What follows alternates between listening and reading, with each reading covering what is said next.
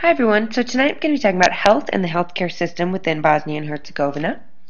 And I wanted to start off with a quote from my research that I think really encapsulates a major theme that we've seen in the course so far, and that is, the healthcare system felt the dire consequences of the turbulent transition and war from which it has still not recovered. So looking at the evolution of the health system within the country over time, we'll start pre-war.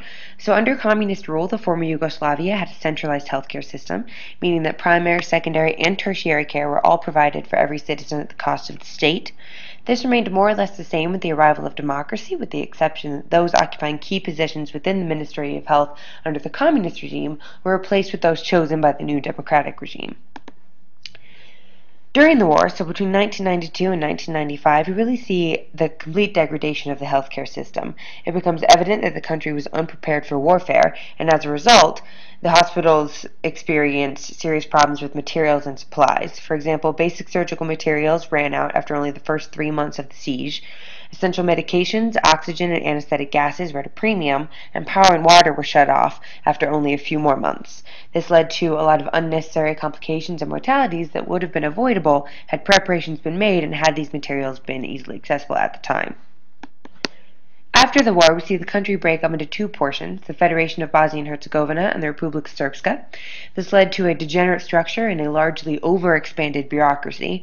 For example, within the Federation, there are 10 ministers of health, one for each canton within the Federation. The Republika Srpska only has one minister of health for the entire republic.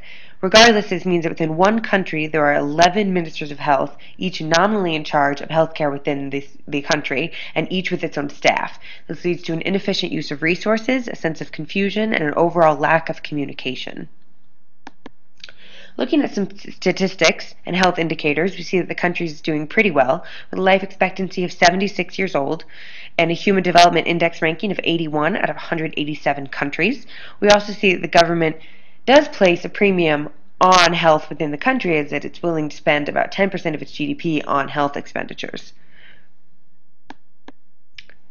That being said, there are still quite a few challenges that the country is facing. There is still an inequality in access to healthcare, partially due to the rural-urban gap and partially due to the fact that those living under the poverty line are unable to afford insurance as a result of market-based healthcare reform. Furthermore, we see an inefficient service delivery and limited institutional capacity as a result of the overextended and fragmented nature of the health infrastructure. We see non-communicable diseases as the leading cause of morbidity within the country, 50% of which are a result of cardiovascular disease and 20% of which are a cause of cancer.